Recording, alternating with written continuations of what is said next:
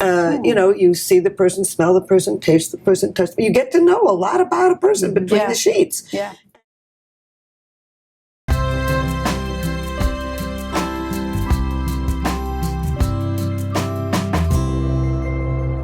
So conventional wisdom tells us that one-night stands are never a good thing. But what's the truth? Well, I wanted to know that. And so, I do this annual study with Match.com called Singles in America. We don't poll the Match population, we poll the American population. It's based on the U.S. Census. And I asked the question, have you ever had a one-night stand that turned into a long-term committed partnership? And 35% of people said yes. Wow. And my hypothesis was that, casual sex is not casual. Unless you're so drunk you can't remember it, it's not casual. Things happen in the brain. And, any stimulation of the genitals can drive up the dopamine system and push you over that threshold into falling in love. And with orgasm, there's a real flood of oxytocin and vasopressin linked with feelings of attachment. And of course, you see the person, smell the person, taste the person, touch. You get to know a lot about a person between the sheets. Yeah. And of course, it's a huge escalation point if it works out well, and a horrible, breaking point if it goes out badly. But when you think that you're trying to win life's greatest prize, which is a mating partner, and if you can get them into bed tonight and trigger some of that brain circuitry, you can be off to the races. So enough people do it, and enough people succeed from doing it. Wow. I like what you said because it's scientifically sound. I'm going to present an anecdote because I think it's relevant. I have a client who was at a time in her life where she's a divorced client. She signed her divorce decree, but she's still recovering from divorce. She was finding herself in that phase where a woman is single and she's reacquainting herself with herself.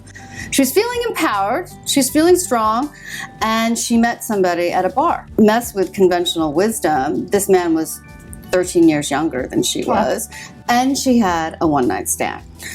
The next day, she thought, oh, this is going to just be a write-off. I have no regrets, and I totally enjoyed myself, but I'm not going to see this person again. He, on the other side, kept calling her. They did start dating. 8 years later, 3 years later, they married. 8 years later, they are still together. She tells me that her marriage is like the day she married him. Maybe not with the same sort of hormones and flood and surges, but she feels the same way toward him.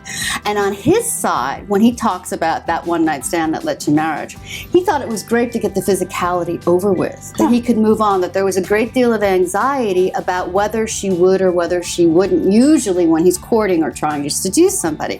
So to get that out of the way, and then to move on what he considered to more important things, where by getting to know her and understanding where she's going, was incredible. So for some, getting the physicality is great. That's out of the way. Yeah. I think that's totally It's a great story. Yeah. I mean, I can't speak scientifically to the situation, but I can speak in my line of thought, which is personality difference. Any connection is a connection between two people. Yeah. What you describe scientifically, I just describe as the fireworks phase.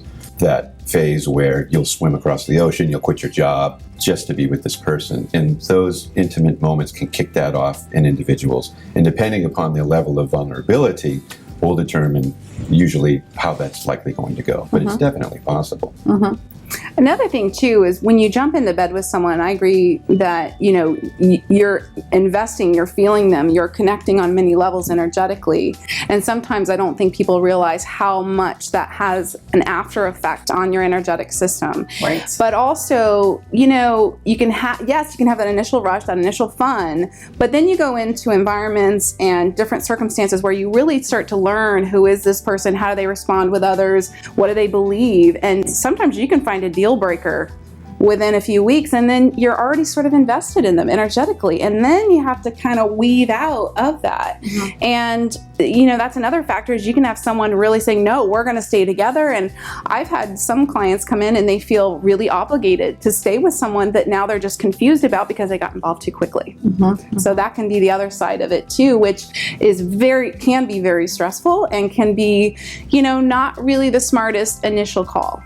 You know, intercourse is typically the crown jewel, you know, of a relationship. And to put it first kind of messes up the emotional framework of the people involved. I'm thinking of the Hebrew tradition of covenant I mean, marriage was a blood covenant thousands of years ago in the Hebrew tradition. And the breaking of the hymen was the shedding of the blood that created that covenant. So they would go in and pull the sheets out, saying, "Oh, they're connected," because they would see that it was after a long courtship, and it was pretty much that crown jewel. What happens today is people look at it like trying on shoes. Yeah. And what ends up happening is you end up preparing for parting, because you've exercised that in your brain. We get together, doesn't work out, we leave. We get together, doesn't work out, we leave. So all you're doing is working up to learning how to leave when it doesn't work out.